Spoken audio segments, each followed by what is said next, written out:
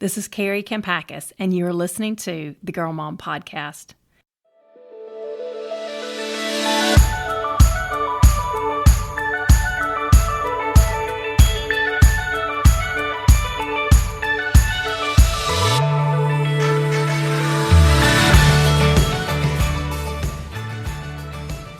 Today on the show, I'm bringing on an old friend from Huntsville, where Harry and I lived as newlyweds.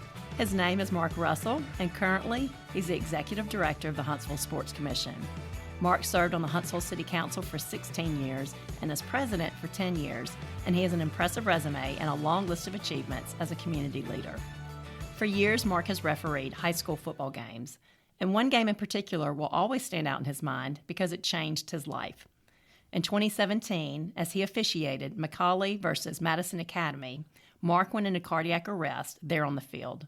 By the grace of God, his life was saved thanks to the right people standing close by and quick access to an AED device that could resuscitate his heart.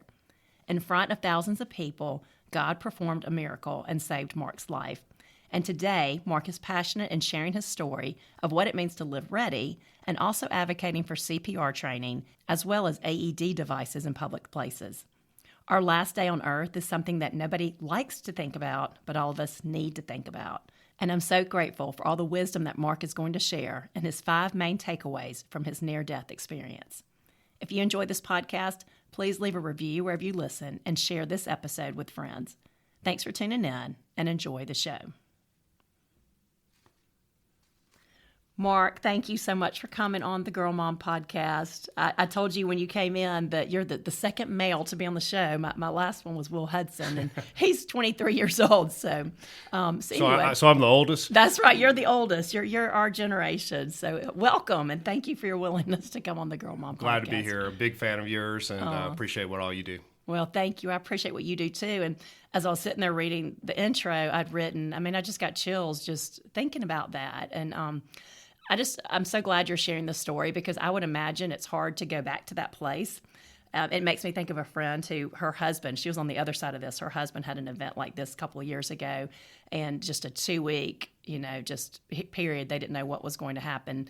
And she told me once, she's like, it's hard to go back to that period because I remember all the feelings, all the emotions. And for a long time, she was hoping she could forget it, kind of bury it. But now she realizes that it's God's graciousness and his goodness that lets her remember because it keeps her thankful and it keeps her sharing their story of what he did for them. And so anyway, I'd love for you just to kind of take it from there and tell us a little bit about what happened, and then we'll kind of get into the takeaways. But Sure. I was mid-50s. I would say active for a 50-year-old, but not a cross-country runner or marathon runner or, doing CrossFit. So decent shape. Started to have some problems when I was walking. I would burp halfway through the walk, and my friends would laugh and go, "What's wrong with you?" And I didn't know. And went to the family doctor, did some stuff. We thought it was some kind of acid reflux problem, and was taking Tums, but continued on doing everything that I normally do. I was reffing lacrosse, jogging some, walking, just kind of living a normal, regular life for my age. Mm-hmm. And then one day I went to give blood. I gave blood every 60 days. I'd been doing it since college, and they said, your blood pressure's too high. And I was like, that's weird. And so went back to the doctor. We talked about it, passed all the tests, and continued on. And then was all ready for football season. I've talked about this before with other people, but football season to me, I get giddy with excitement. It's like a little kid for Christmas. I just can't wait for football season to roll around. Can't wait to referee. I can't wait to be out on the field. Everything about it is exciting. And so it was the first game of the year, and I was just tremendously excited. Went about my day. Went and ate lunch. I thought this would be a fitting last meal. I had a barbecue sandwich and French fries at local restaurant Ted's. So I was going to go out with a bang if it did happen.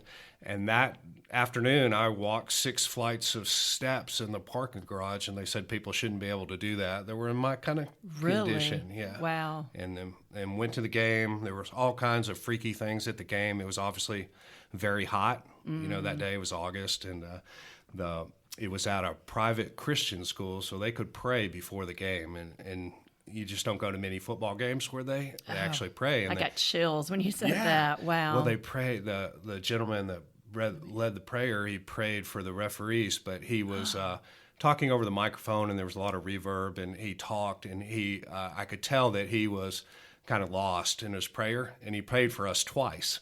Oh, and, wow. And I remember sitting there thinking, well, we need that tonight. Yeah. As a referee, you're always thinking, yes. Wow, we could use your help, God. And so he did that, and I thought, wow, this is really cool. And so during the game, the first quarter, I knew something was wrong, but I thought it was my stomach. I never dawned on me that I might have had a heart attack or a heart problem. And I was thinking how embarrassing this is going to be to throw up in front of the kids, that they'll remember me for the rest of their lives. Right, the one referee, core memory. That yes. Had to be taken off because he was sick. And so a good lesson. My mother had always taught me I have to be nice to everybody, no matter if it's on the football field or not. And the photographer, this lady photographer, was in my way, and I had asked her to politely move, and she said, oh, she would. And it turned out she was the cardiac care nurse later in the story. No way. Yeah, so there was all kinds of little freaky things going on. Wow, so thank goodness you'd been nice to her. She told me in the hospital, and I was like, oh, I'm so thankful for my mother. Wow. I never yell at anybody. I always have nice, because my mother had taught me a lesson one time when I was little. Right. Learned that lesson the hard way. Yeah, I learned it, and so Yeah. I practiced it. So it was so fast. I knew something was wrong. It was coming. I had a friend that was an assistant coach, and before I could even yell out his name, I was just gone. So did you just feel like a tightness where your heart No, is? it was or like, what did it feel like? if you've ever fainted, it was just a whoosh. Really? And it was so quick that I couldn't say help. And I knew, but it was just like boom. And then obviously I don't know much what happened. That's what we always laugh about, the 5 minutes of that story. After that, there was a lot of everybody has a little bit of different version, but basically what happened, the lady that was photographer, Paulette Berryman, she was a cardiac care nurse, which was my luck, and she saw me go face first, and she knew it was my heart, because otherwise you wouldn't go face first. You would put your hands down. And she said she's a cardiac care nurse. Yeah, so she teaches. And what are the odds? And was she with Macaulay? I guess. No, she was with Madison Academy taking photos on the sidelines. So Okay. she was literally 2 yards from me, 6 feet away, because I Wow. had just moved her. And they said she was pumping my chest. It felt like on the way down. People in the stands were like, man, she was on you fast. Really? And then just, again, my luck, EMTs were right there. They happened to be with all the defibrillators, everything on the stretcher, just right behind Paulette, just happened to be standing there. And so in minutes, I got the best care you probably could get. Wow. Because there were doctors. It was Macaulay's obviously a private school. Madison Academy's a private school. There were a lot of medical people in the stands, and Wow. And I just had a good experience. Well, those 5 minutes or so, whatever happened, they cut my shirt off. They gave me the defibrillator. I woke back up. Well, when I woke back up, I didn't know what had happened, and I told the doctor, this guy was looking at me who I didn't know who he was. And so you're on the field still right now. I'm laying on the field, but I don't know that I'm on the field. All you can see, it's a weird experience when everybody's above you. All you can see are faces. Right. And this guy was looking at me, and I just remember he had a mustache, and I said, I'm fine, I've been asleep. And he went, you're not fine. He was mad. You're not fine. Gosh. And I was like, oh no, I'm on the football field. And then I didn't know what really had happened, and they put me on the stretcher, and they took me off. And so we get in the ambulance, and I'm thinking, you'll probably laugh at this, but I was like, my wife's out of town. I'm in trouble. Right, you're logistically. Yeah, you're she's thinking. in D.C. Yes. She had been warning me that something was probably really wrong with me, and I was just... You hadn't listened to your wife. I know. That's the moral of the story. It is good moral. And I was just feeling terrible, and so I'm in the ambulance, and the guy goes like, do you smoke or drink or all this stuff? And I said, no. And he was like, what is wrong? I don't understand what happened to you. And he said, is anything hurting you right now? And I said, I thought I better tell the truth. And I said, yeah, it feels like somebody's punched me in the chest. Like, my chest is really hurt. And they just laughed. They said, you have no idea what happened to you, do you? And I was like, no. And I thought I had just fainted from this stomach sickness. Wow. And they said, we almost lost you back there. And I was like, me? And then they were trying to explain what happened. I was like, really? I had no idea. And so my chest, they said I was lucky I didn't have broken ribs because they had beat me pretty severely, to try to restart my heart. And so on the way to the hospital, again, I was a city councilman, and not that it means all that much, but I had the police, were there they were escorting the ambulance. And I asked the guys, I was like, hey, my wife's out of town. Does she need to know about this? You think we can, keep this down low? He was like, not a chance. And I was like, why? And he was like, the Channel 19, the Live Eye was there. Everybody was at the hospital.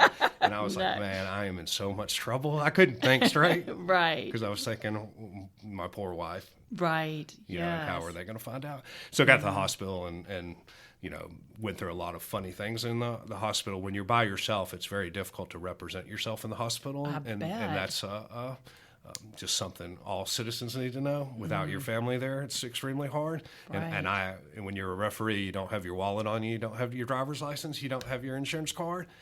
And so I was well known, but it was still, they must have asked me 100 times where my insurance card was. Oh, wow. And you're trying to, 100 times I go, I'm not in the I don't mental have capacity to advocate for myself right now. Yeah, so all that worked out well, but I was just so sad. I didn't know how to explain it to my wife and how to get that news to her. So it was a rough night. I got to sit. She probably heard of it by this point, I'm assuming. Well, that was a good story. A friend of mine that happens to be a really good lawyer, and this is why, he called her thinking she already knew, and she was in a restaurant in D.C. with my daughter, and she didn't know, and he was able to figure it out on the phone without just terribly breaking the news in a bad way.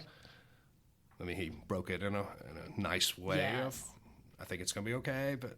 And that's such a grace. I was talking to a friend yesterday in a totally different situation, but it was some hard news that she found out a year after the fact, something that had happened. But she was talking about God's graciousness and putting it in the lap randomly of her best friend, who's a very strong prayer warrior, who's just a very strong Christian, and just had a great way of delivering it. Yeah. And so you think about that was even a grace for him to be the one that broke it to your wife. You know, and I'm sure he was like, oh no. Why did I call? Yes, but and I just feel so sorry for her. I cannot imagine she's out of town and just thinking how quickly can I get back home? I mean, just so worried. And that was one of the things I think that really hit me hard is how it affects other people. Not, what my wife thought, what my daughter. She was eating with my daughter. They were basically celebrating. My daughter had just moved to D.C. a month or two ago, and they were just in the restaurant, having a great weekend, and I knew I'd ruined it, and I felt awful, and my daughter was sick, and it just made it just a harder story than a normal just situation like that. Yes, I can see that. Oh. Yeah, and so got all that done, but I think the kind of the big part of the story is I was hooked to those machines all that night, and had a lot of time to think. Your blood pressure's checked every 15 minutes, so there's no way to sleep. And so I was just in my head thinking for pretty much 9 hours by myself with nobody around. Wow, because your wife was just trying to get back to town. And she couldn't get back. It was just all the stuff. And a lot of things, and that's kind of what I think the story you and I are talking about is what I was thinking, when was the last time I told my children I loved them? When did I tell my wife I loved her before she got on the flight? To D.C.? Was I worrying about football, or, was I doing other stuff? What was our last interaction? What should it have been? Did she know that I loved her? Right. So that was your first point when you say to live ready. You say to say, I love you, I'm sorry, and I forgive you much more. Because I really was sitting there thinking this could have been it. And I don't want to say, in my mind, I had no warning. It wasn't like God said, you got 24 hours? Right. Make amends? Right. It was like, it could have been then. And so it really kind of got to me that night, thinking about what did everybody feel. And even silly little stuff like what was on the desk at my office. Really? Yeah, would they know that contract had to be signed and sent out You're tomorrow? just worrying about everybody else. Yeah, just all the things that go on in your life. That just shows that you have such a giving heart, and you like to be on the giving end, that it's hard for you just to take care of yourself, which is a lot of people, that, it's hard to think about yourself and healing because you're just worried Yeah, and I and don't giving want yourself that to space to ever heal. be the problem. You know, I Yeah, don't want to be the problem, and I was the problem. And no, but you weren't the problem. But we're all gonna have those moments, and it's yeah, hard if you love to give. It's hard to be on the receiving end. But maybe that God used that too to. Yeah. Because you were a little helpless, and definitely it was put you in that helpless. vulnerable position. Yeah, but look at the lessons you got from it too, and Yeah, and so I was just, and I thought about like what did I say to my mother last time? You know, when I've been over to her house, you know, why hadn't I gone more? You know, just all kinds of things. Not necessarily guilt, but just wondering. yeah. Like, what would she think? How would she remember that last interaction? Well, let me ask you, having that perspective now, because that is something I'm sure that you believe 100% is like not holding grudges, and we live in a world where people will have like one thing happen and they don't talk to a family member for 10 years. And I'm sure since this event, you've had people that you've heard them complaining or griping or being in a situation where they are so angry towards someone and they're holding that grudge. And I know you've got to be thinking like, you never know. Because I even think that sometimes I'll get emails sometimes and somebody's so mad at their friend or somebody and they've cut off all relationship and don't want to. And I understand that there's a time for boundaries, but I also, I try to advise that I'm like, you never know what might happen to you or somebody else tomorrow. So I'm like, even if you feel like you have to have a hard conversation or there's boundaries, like I would never want to be hooked up to a machine regretting something that I just said the day before, before something happened to that person, like just kicking myself for the rest of my life. Yeah. So has this changed the way that you counsel people or give advice? Because we do live in such an angry world where people don't forgive and like, I don't want to apologize. That's, she's wrong. And yeah, and certainly the boundaries. I'm not trying to overstep those boundaries. If somebody does something awful to you or your family, you have to take care of that. But it's I always think like, how do I want to be remembered? And that's kind of in the back of my head. Good. Like, Yes. and that could be with the convenience store clerk or anything. Right. Is if today's the day, and I get a wreck on I-65. Right. How did Kari remember me, or how did Harry remember me? Right. It's in my head, back of my head. It's thinking, how do you want to be remembered? And most of these things that we fight over are just not important. Right. And you probably felt that on that night. Yeah. That puts it in perspective. I mean, all the stuff, and it's just not, most of the stuff that we worry about and stress about, in the end, is not important. Now, we stress about it. Mm-hmm. I think you've talked about it in some of your things, but it's not important, and that's where I get to the simplify life. We probably have tried to simplify our life quite a bit since that time. And you're at an age where you have 4 children and they have so much stuff. It's hard to simplify. Right. But we're at an age where we can.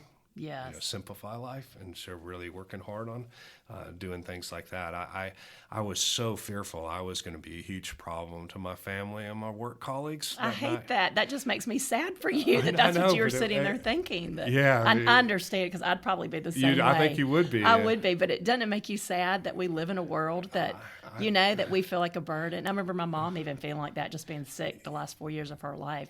She liked to be productive and able to give, and it makes me sad that that nobody wants to be in that vulnerable position. But and the good thing, there's people that are willing to take up our slack and Paulette Berryman's of the world that save people and all that. That's wonderful. But I've been saying this a lot. Like, go ahead and have the garage sale. Just take care of the stuff, and I don't necessarily mean have a garage sale, but just go ahead and take care of the stuff that's a problem. Yes. So that's your second point, is to simplify life and take care of material things and problems now.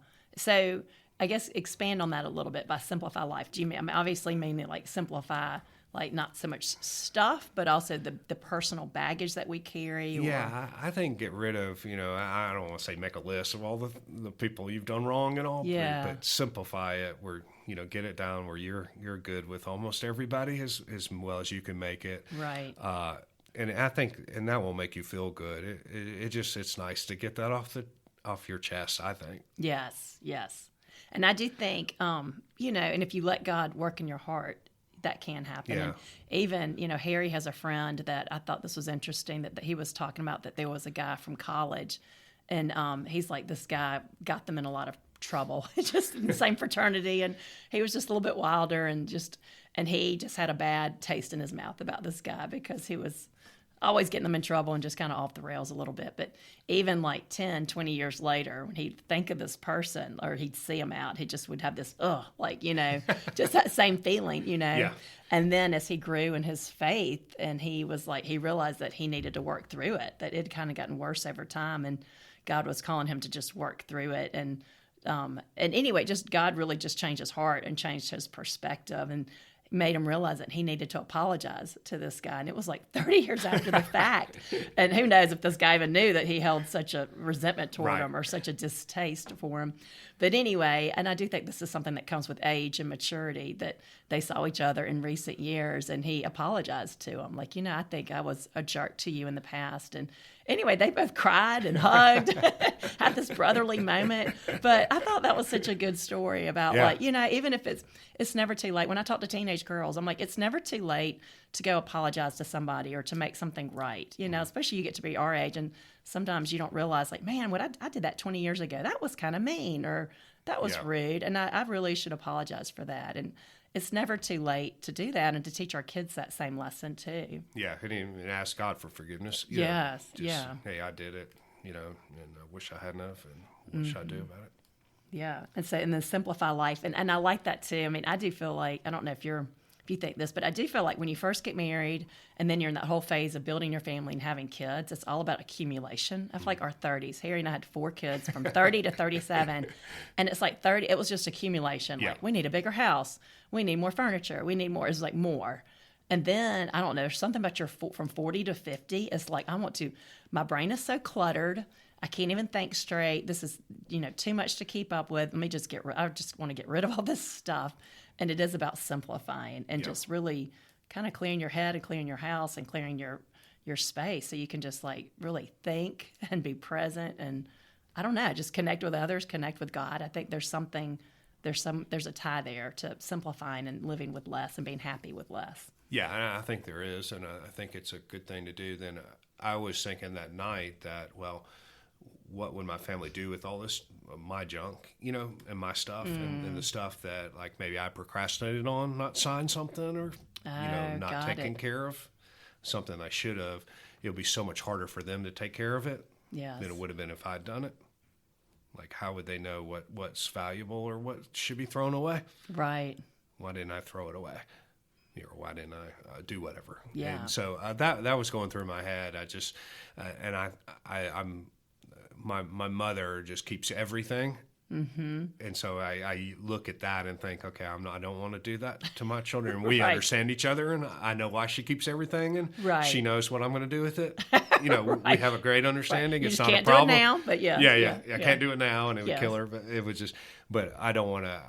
It's just, I don't want to have all that stuff. Yes, it is funny. Like, some people get rid of everything, and some people just like to, just in case. Yeah. And it seems the way, like, our children are going, they won't have gigantic houses and that kind of thing. So I don't think they're going to want all the stuff. Right. And hopefully they can digitize it or take pictures of it. Yes, they are. It seems like they are getting kind of simplifying their lives and wanting more experience over maybe stuff or big homes. They don't like to be tied down. Yes. And so I think some of this stuff is going to go away naturally anyway. Mm-hmm. So that was kind of, I felt that night that, like, wow, would my wife know where the important papers were if it had happened? Luckily, I'm still alive. Right. But it was just that night, I just really did it. And so it's forced me to put it all together, to look at it. And nobody likes doing that. Right. There's not a person, I doubt, in the world that wants to prepare for all this stuff. Right. But you got to do it.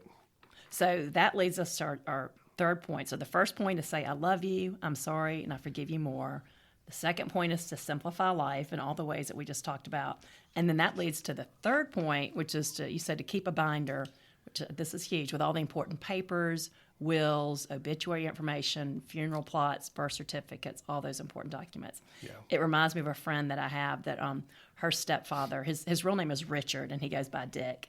And so she talks about he's an engineer. He's very organized. And I remember her telling me this like years ago. We were probably in college, that she said that he has a folder. He has a folder called Dick's Death. So it's like got all of this in there, like he does not want his wife to stress, you know, when that time comes. But I'm like, we really all need that. But like you said, it's hard. Nobody wants to do that. No, and Harry and I actually, we had he's off most Fridays, and we had a Friday, it was a couple of months ago, and I was like, I know we don't like to talk about this, but, before a big anniversary trip we had done a few years ago, we did our wills and updated it since we had one child with the first time we did it. And we now had 4 children, and we're like, okay, a little more to think about here. And so anyway, we had done that, but I was like, we probably need to think about if something happens to one of us that, what do I want you to know? What do I need to know? Because our situation is probably like a lot of situations. He does most of the finances. Yeah. I'm going to be up a creek, it's hard. But, just having that conversation. But I started crying just even having the conversation right. because it's so awful. hard to go there. But like you said, it's so important because I know somebody else who her husband was having his last breath, and he's trying to tell her, give her instructions on something to do before, in the last minute. It was really stressful, and she was able to get that message across and get access to an account that she needed. But it's, it was just a reminder that these things we procrastinate on could create a problem. Yeah, and a lot of us think we're going to have this time, we're going to be sick for a couple years. Right. We'll be able to fix everything. But in my situation, there wasn't that time. It would not have been that time. So that you have to think, what if it happens today? Yes. Where are we at? So did you kind of have a little bit of this I stuff had together it, in a but I binder? would say my wife wouldn't have no idea where it was. Right. I mean, I'm pretty organized and all that, but and again, it doesn't really matter to the person dying, but I remember you wrote an article about writing your friend's obituary, that because it's, if you've been through a close person dying, like my father died, it's so hard on everybody. Yes. It's not the time to make good decisions. You really got to be tough to make good decisions. And there's so much of the industry encourages you to make what I would consider bad decisions. Yes. Yes. And especially where you are, and if you're out of town, and who can if you can't trust the people. Right. And so I've been in small towns in Mississippi where the guy is selling the deluxe pillow, for the coffin. for the coffin, and a person of your stature, we need the deluxe pillow. You're like, right. I've heard that with coffins, that they're going to make you feel guilty if you don't get the $20,000 coffin for your loved one or whatever. And then that's not the time to somebody there can make a good decision, but everybody else is all emotional into it. So it's really hard, and it's just a hard thing to do. And the younger you are, the harder I think it is. Yes. Like now, I'd be much more prepared when I was younger. It freaked me out every decision like that. Yes. And so I think making a lot of those decisions will help a family if they know, if I write my obituary, it'd probably be really cool. It'd be terribly written, but I'd have a lot of funny stuff in it. I'd make you laugh. Right. But I'd expect that day it would have been such an emergency. Nobody would have been there. My wife would have been out of town. Right. It would have probably been Mark Russell passed away. Right. Kind of thing. And so I don't know what's right or wrong. Mm-hmm. And I think, with your friend, I remember he was a very distinguished man, but you had to write it. Mm-hmm. And that you were a great friend to do that, but it's hard that day. Yes. And I can kind of touch on that story. And that was the story that I wrote was Why Women Need Their Girlfriends. And it was from my friend Emily, and she now she lost her husband. It was just had the 10-year anniversary of his death. And she now does financial planning, and she specializes in single women because she's like, I've realized that's their number one fear is finances. Yeah. And if I feel like I can empower them there, they feel like they'll be okay. But on that day, I just remember what I witnessed at her house. She had so many different groups of friends, and everybody's there, and you're like, what do we do? But thankfully, I had never really been through that with a friend before, but just what I observed, especially from women in her church who had been through this before, you could tell this wasn't their first rodeo with death. Yeah. But it's like you just hear these little groups planning, okay, we're going to do, for the reception, we can do this and this and this. And basically, we don't need to give her a lot of options. Let's give her A and B. Yeah, because she's not making good decisions. She's not making decisions. Yeah. And so, but in the meantime, she was back in the bedroom talking to the pastor about what she wanted the service to look like. And she had all of that going on. And so there were all these groups like, okay, what can we do without her first? How can we simplify it for her as much as possible so that she can basically look at it and say yes or no because you're in such a fog. And so it was her best friend, Mariana Malone, who I love too. She lives here in our community. And it was so cool. And that was part of my story is like, somebody's close if they can write their best friend's husband's obituary. Yeah. But I mean, so we were like, let's just get a skeleton. This is like one skill that I can bring to the table. It's like, I can't cook. I'm not good with the food and all that, but I can help with the obituary. And I'd never written one before. And so anyway, so I was shocked. Like they'd been best friends. Their husbands had been best friends through college. And I mean, we wrote the whole thing. She knew all these details from even before the kids were born and his family and names and all of this. And I was like, wow. And it wasn't me. I was like, this is impressive. So by the time Emily got out of that meeting with the pastor, the women from the church were like, okay, these are your options, A or B. She was like, okay, A, and then we're like, okay, here's an obituary. If you can just read over it, make sure it's okay. But like you said, just taking that pressure. Everybody wants to do something, but sometimes you just have to, instead of just offering, you just have to do what you bring, the skill you bring to the table. Right. Anything to take that burden off of them. And we've talked about this before, but there was a minister in Mississippi that said, Mark, you know what needs to be done, just do it. Because so many people say, what can I do for you? Right. Or I'll be glad to help you. Uh-huh. Man, you know what, you knew they needed an obituary written. Right. Somebody knew they needed a dinner. They know the wake. Yeah. We all know. Just do it. Just do it. So one of the best things people did for me one time I think it was with my father, they cleaned up. They knew we were having the wake. They knew we were out of town. Mm-hmm. When I got home, they had sent a lawn service over and cleaned the yard. And I thought, that's what I needed. Yeah, you didn't even know that's what you needed. I mean, but it was perfect gift. Yes. Well, it reminded me with Emily, like just people like, I remember one of her dog-loving friends was like, I'm going to pick up your dog and take her, go get groomed. Yeah. Just those little things. Or I'm gonna pick up the girls since they go to gymnastics with my girls, and I'll take them to get yoga outdoor. Yeah. Don't worry about it. I'll be carpooling for the next 2 weeks. Yeah, no, because they know you need that. Right. It just works great. So keeping that binder. And so let me note here, you were so gracious. I'm so glad you did this too. In the show notes, we're going to link to all these important documents that can kind of help you with this folder. Yeah, like you find out you need birth certificates. You find out you need all kinds of stuff that most of us would not know where our wife's birth certificates were or your husband's birth certificates unless you have a special file for them. Right. And just weird stuff like that, insurance policies. And they could be all over the house. They could be at work. They could be in the safe, which you may not have a combination to. Right. There's all kinds of things that you just kind of need to know. And I think, too, with, like, digital banking, and, I mean, that's a whole new animal. Like, this is where I get confused because Harry does, like I said, does it all. But I'm like, oh, great, I know the codes and the passwords and all of that. Like, it's a lot. And where's a safe place to store it, And one thing we've been talking about a lot lately, too, is all the social media accounts. When I die, I want all my stuff out of there. That's true. You don't want to get hacked. I don't want them wishing me happy birthday 20 years from now. Right. Yeah. So we need all the password stuff, all that kind of stuff. Yes. Yeah. Well, and I just remember, with Emily too. I think that, and you can tell me if I'm wrong here, but it seems like, the biggest concern is a lot of the financial stuff that, and there's a lot of expenses too. Like, do you have access to the accounts that you're going to need? You definitely need money right away. You need the money right away. Everybody wants to get paid. Yeah, and the funeral director, they're putting the pressure on you. And there's just, it's almost like a wedding where they tell you there's all these have-tos. You have to, and you almost want to go, I don't have to do anything. Right. And I think that is a great point because we've learned this just from having friends have to go to the funeral, and I'm not bashing all funeral homes and directors because they're not like they're not like that. When you don't trust them, if you don't know them. Yes, if you don't know them, and there is a lot of pressure, and you can be so emotional that you feel like you're cheating your beloved person if you're not getting the best of everything. But everybody has different budgets and different places you're going to spend your money, so it does help to have somebody, like it's a blessing when you have somebody that can be your advocate, like that can be your brain. Yeah. Like, I can't think clearly, but I'm taking you with me so that the polyester pillow is okay and not the royal cushion. That's right. That's right. So they don't talk me into something that I'm going to be like 2 years later, like, why did I do that? I could have put that money into much better use for the funeral somewhere else,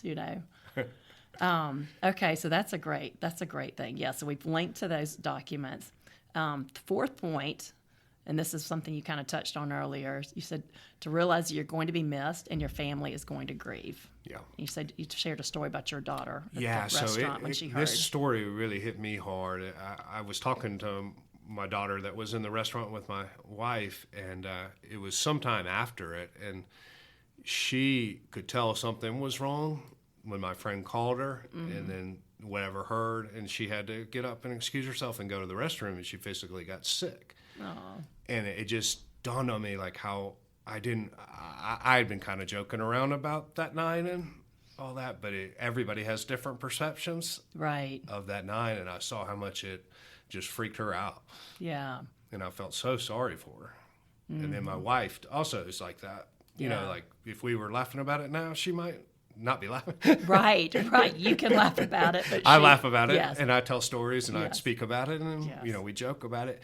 And so it's kind of, I don't want to, it made it where I was like, oh, you know, you will be grieved. You know, people, no matter who you are, you're going to be missed. Right. In some way. Or I was thinking, everybody would get along fine without me, you know, right, kind of thing. Right. You know, but then it just kind of hurt me, and it made me think, okay, I got to do better. You know, I got to at least try to do my best, not only the health and everything, but get all this stuff together. Oh, that's good. Well, let's go there. You're talking about like doing your best to take care of yourself and like, to prioritize your health. And I'm not April would go here today. You still won't go to the doctor, but I do go to the doctor. I did all my appointments. You know, I did everything that I've been told to do. Right. Taking every medicine, even though I didn't want to, you know, just stuff. Mm-hmm. And some of it is because of that. I feel like I owe it to everybody. Oh, that's so good. You're valuing your life is what you're. Yeah, and I mean, obviously I should be doing it for myself too. Right. But I don't want anybody else to go through that. And so do that. It gave me like a lot of resolve to like now when I walk, I'm thinking, okay, I got to walk for these people. I've got to be around. I want to see my grandkids. Oh, wow. You know, that kind of thing. That's your motivation. Yeah. Like what is my motivation? Because I will, I'm not sure I'm not to say exactly, but I'm not really scared of dying. You know, if people ask me that, I'm like, yeah, I'm perfectly good. Mm-hmm. But I want to see my grandkids. I want to do this other stuff. Yeah. And so that's given me a resolve. And I think that is huge to feel like you still have that purpose, like to live with purpose. Mm-hmm. And my dad has said that before too. He's 88 and he's like, you know, you think you'll be good. Okay, God, you can take me when my kids are grown or when I've seen them get married. Yeah. Or I've seen them have kids. But then it's like you get there and you're like, but I want to see my grandkids graduate from high school. Then they graduate from high school. Well, I want to see my grandkids get married. You know, like, but I was like, that's such a healthy drive. Like God, right. I mean, I think those are the people who enjoy their golden years the most is like, and like I said, it might not be you're exercising because you love it. It might be because like, dang it, I'm going to stay healthy enough. And we need it more at this age. And I think this is such an important point because I know moms, it's really one thing that I really emphasize to moms because I was like, you know, we can get away with things when we're younger that we can't at this age. I mean, you've got to prioritize your health. And, you know, even myself, like I will take my kids to the doctor at the drop of a hat. Like I would never think of missing a doctor's appointment or getting off track. But every time I have a doctor's appointment, I'm like considering canceling it as I'm driving there. Like I'm like, I don't have 2 hours in my day to do this. Yeah. You know, I hate those appointments, and I don't mind exercising and all that, but it is that. But I'm the same way. I'm like this point. I'm like, I want to see my kids get married, and I want to be able to help my daughters. I know how hard it is to be a mom. Like, I want to be able to help them in their adult lives and be that mother and grandmother who can just like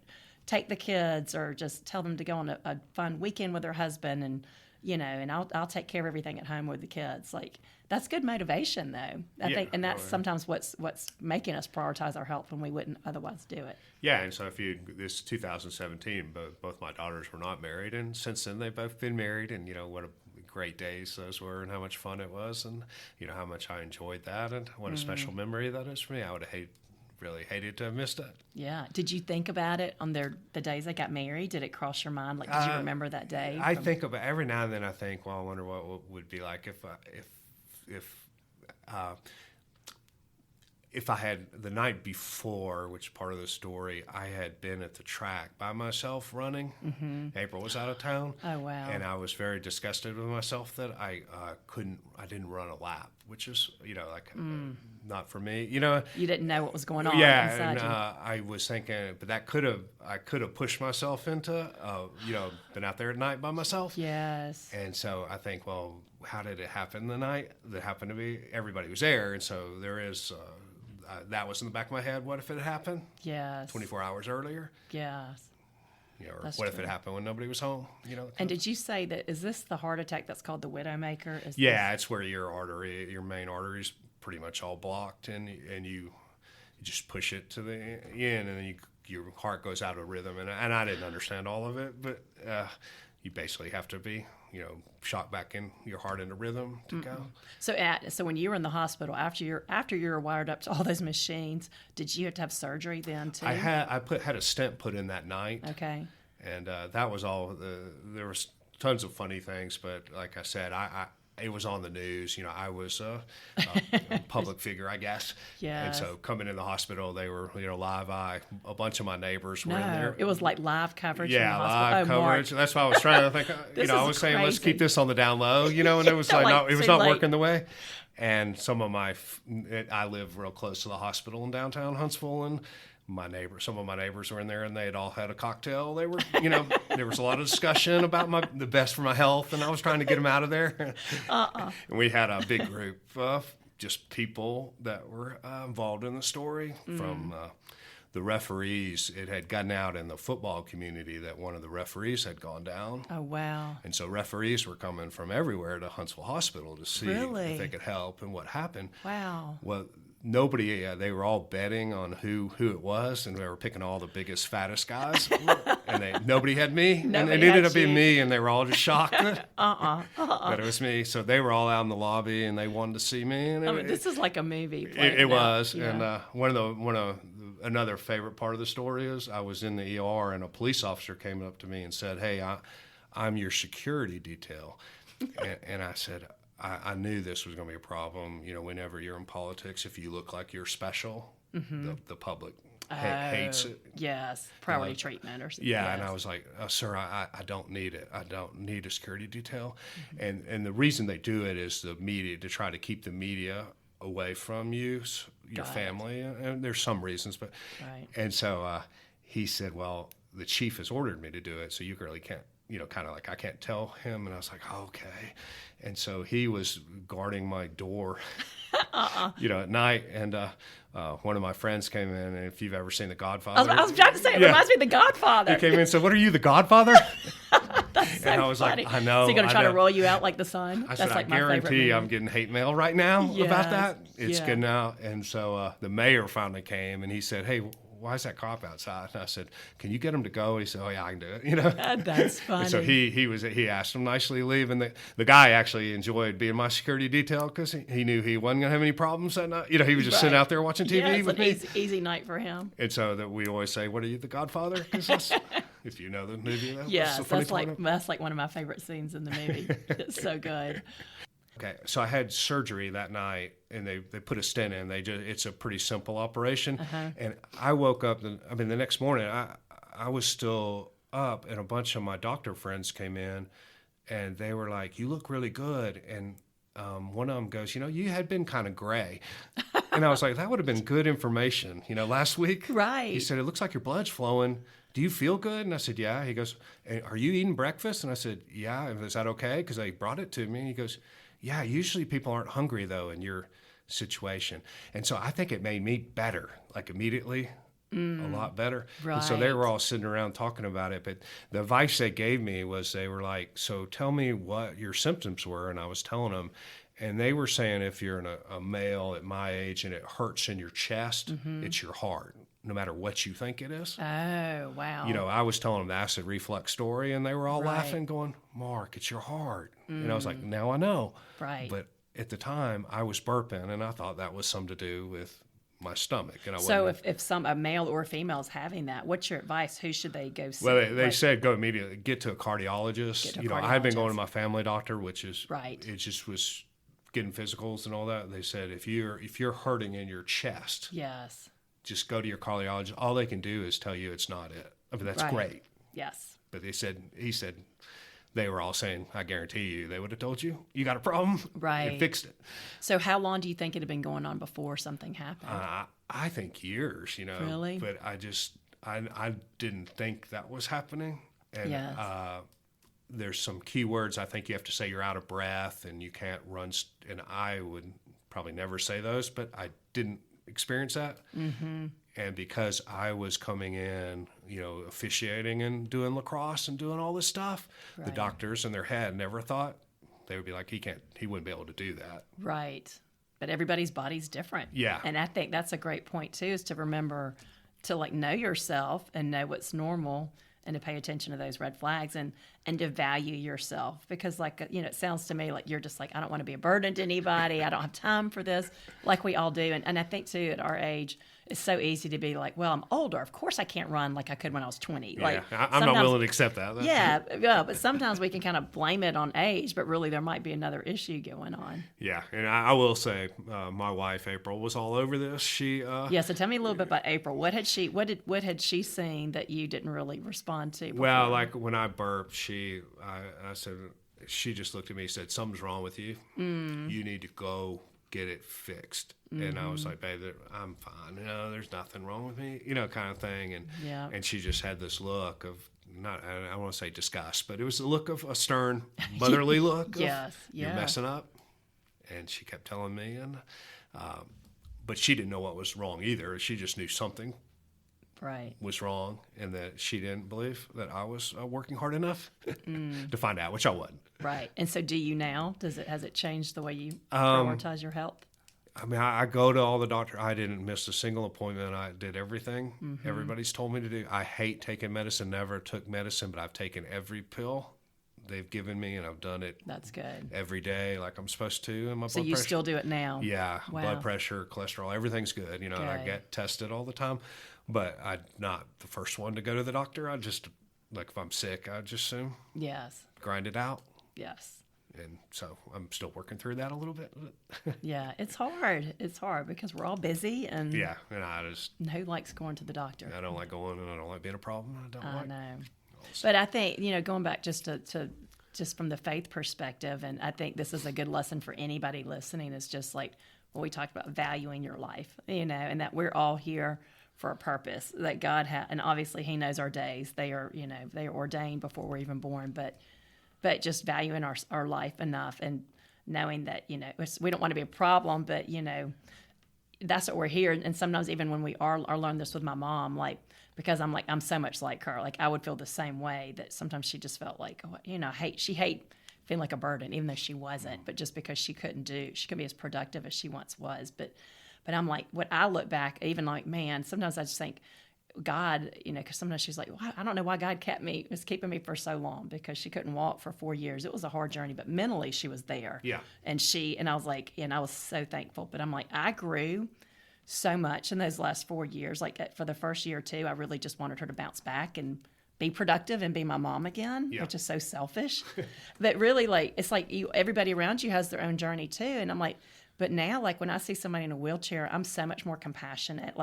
I know how hard it is for them to even get into the car or to go to the bathroom or to move out of their way, and just making you more compassionate and empathetic. And then toward the latter years of my mom's life, I quit wishing for her to be able to help me, and just I just need to love her and appreciate her.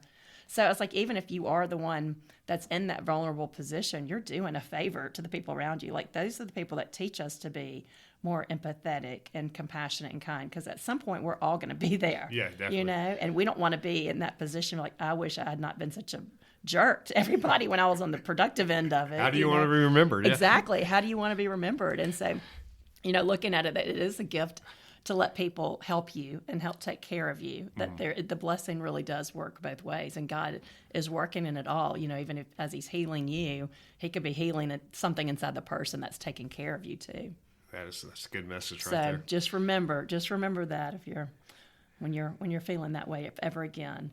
And then, okay, so the last point, the last takeaway of kind of what you were thinking that night, that you would want people to know to live ready for their final day, is to enjoy every minute of life and to look for the silver linings, laugh, and just do things. Yeah. Talk a little bit about that. Yeah. So, and I probably have done this pretty well most of my life. I tend to laugh at most things and think they're funny. And Which is good. My jobs have, I was a city councilman, a referee, kind of a high-pressured business world, and I've been yelled at quite a bit, and I'm just used to people yelling at me, and I kind of laugh it off and make it a funny story. And, right. And again, that night of my heart problem, it's a funny story to me. Really? Yeah. Like you said, your wife wouldn't find it funny. Yeah, I'm not sad about it. I don't cry. Yeah. I don't think anything about it except when I worry about my daughters or my wife. Right. That kind of thing.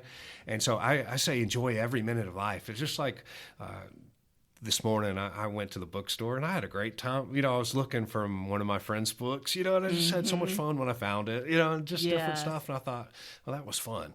That was a great minute of my life. And I was looking for silver linings in anything when it's raining. And then just driving around Mountain Brook, I was laughing to myself because my wife's from Mountain Brook, and I used to get so lost trying to pick her up on dates. You did? Yeah, I can't. I still cannot figure my way around Mountain Brook. Yes, I can totally see that. It's that was dark. before Google Maps, too. Yeah, it was before maps, before phones. Right. And so you had kind of one shot to get into Mountain Brook and find my date, and get back out.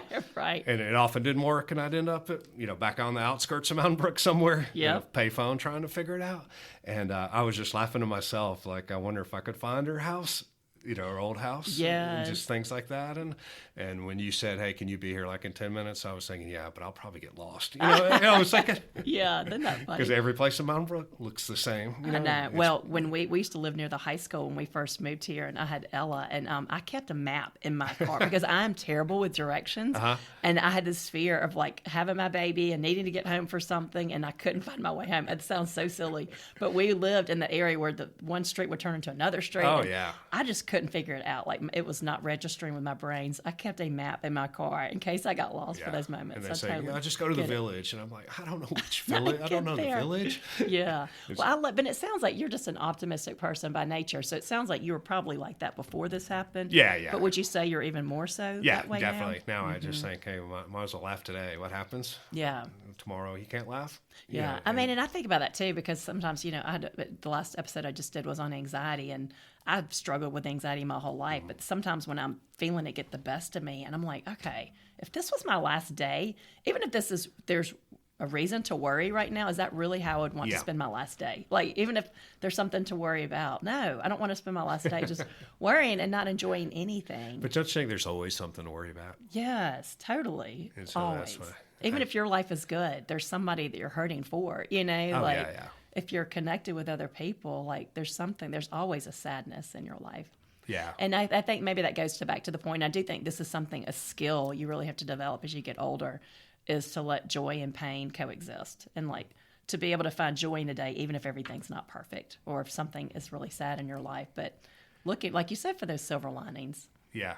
I'm a big believer in that. And I say laugh, that everybody loves to laugh. Yes. And it makes you feel better to laugh. So I enjoy this. And we talk about doing things. Like so many times we just don't do anything. We just sit at home. Yes. And there's times you need to, and there's times you need to rest.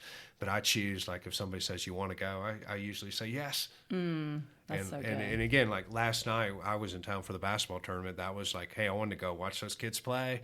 It probably wasn't the best thing to do with my time, but I wanted to do it. Yeah. And then we went out with some fraternity brothers last night, and one of the guys said it. He goes, I had too much to do. I wasn't going to come out with y'all, but I'm so glad I did. Oh, I love that. He had so much fun, and we did, and we don't see each other hardly ever. Right. And he really understood the meaning of, this friendship that had started 40, 50 years ago. Yes. That's so good. And it's like God, you don't realize how much we need those connections, especially when we're all so busy. Yeah. And it makes me think of Harry's priest here at the Greek Orthodox Church. He worked in Greece, I think, for like 10 years. And I remember when he first moved here and started in Birmingham, I was like, what's the difference? Because, our family loves Greece. We've been there a couple of times, big family trips, and my kids are like obsessed. But I was like, what's the difference between, working in Greece and then working in America? And he's like, just the pace of life. And he said, if I ran into an old friend in Greece that I hadn't seen in, 10 years, we'd say, hey, you want to go get a cup of coffee? We would drop everything and we'd go have coffee for 3 hours. But he's like, if it happened here, ran into an old friend, we'd say, hey, we should get coffee. And then, we'd get each other's numbers, and it might or might not happen. Right. And I thought that is so true, because we pack our calendar so full that we don't leave that margin for the little surprises in the day, like somebody to say, hey, you want to go do this? And I'm as guilty. And that's one thing I've learned as I've gotten older is like, don't overschedule myself, like leave room to be able to have those last minute spontaneous things. I don't know if you're doing that very well. You seem really busy. Right now I am. I can kind of spread it out a little bit, but right now I'm definitely in a working season. I'm editing a book, but I do try. I used to pack so much into my calendar that there was like not room for anything like that. And then would you be sick, like if you didn't get it all done and all that? Yes. I mean, and it was just never enough, and I was living on like 4 hours of sleep, and I was like, you just get older. I'm like, I might write fewer books, I might do fewer things, but it's worth it, because you've got to have those relationships and moments with people. Do you think you live ready? Oh, girl, that's a good question. I like to think that, but I'm sure if I was hooked up to machines, I would be like you were, just worried about everybody. Yeah, I think you would be too. Yeah. You'd be like, what are my girls going to do? Yes. How are they going to handle this? Yeah, I know. And like I said, and I was thinking too, it's funny because Harry and I were talking about this the other night, how I told you he's Greek Orthodox, and in their church, like they always do an open casket unless there's a reason, unless the person is not really in the presentation state to do that. But they want you to think about death. And I was like, it's so different than our culture. And it made me think of even my dad. He lost his mom, I think, when he was 8 or 9 years old. And he told me one time, he's like, I remember she was like in our den. Like she was in the den for like a week. And he remembers people coming to the apartment. I'm like, your mom was there, like deceased in your house? He's like, yeah. But back then, that's what they did. It's like death was a part of life, and you were forced to think about it. And so now, but I'm like, that's why we don't want to go there, because we're not like, there's, and I'm not saying it's bad to have a closed casket, but, like sometimes, we just remember the pictures or the videos or whatever, but we don't really want to think about death itself. But like you said, and I think this goes back to your point, we have to think about our final day if you want to live a better life, and think about how you want to be remembered. I mean, that's pretty big motivation for making the changes that we talk about making, but don't necessarily make. Definitely. So, okay, anything else that you would tell, there might be some moms listening to this, but I'm suspecting that a lot of women might be sending it to their husbands too. Yeah. Like it might be the women that they've been telling their husband to go get checked out. Get a checkup. They haven't had a physical in 5 years or whatever. Like anything that you would like to say to the men who might be listening. I do think just think what live ready means to them, and how do they want to be remembered. And if they could just imagine tonight when they're in bed, this was the last night, what would they do? And then think of maybe what they could do differently the next day, when they wake up. That's awesome. Yeah. Oh, that's so good. Well, Mark, and I know that God, He kept you here for many reasons. I mean, we need you, and one of those reasons is to be able to share this story and this message, because it's so important, like I said, in making us think this way. And I'm even thinking, Harry and I need to go revisit our conversation of like living ready. Yeah, I hate to do that to Harry. I know. Sorry, that's okay. Harry does the editing, so Harry, as you're listening, we can just put it on the calendar. We're gonna have to find it another Friday to go talk about this hard topic. But yeah, like I said, there's so many other things that you would be worrying about if you lost somebody you loved, that I think anything we could do to make it easier for the ones who are behind would be a blessing. So thank you so much. We loved getting to see you. This is such a great story and an important message, and I just hope you keep sharing it. And thank you for all you do. I'm a big fan. I've been following you on social media.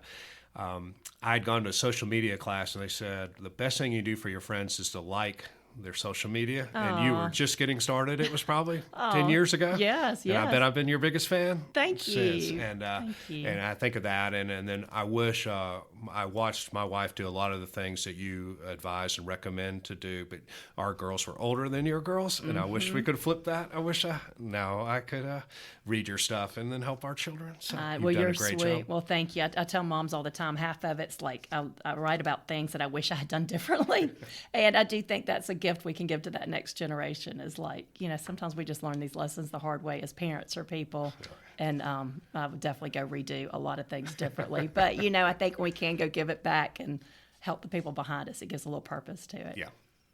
So, well, thank you. I hope you'll come back on the show and come will. see us again here in Birmingham.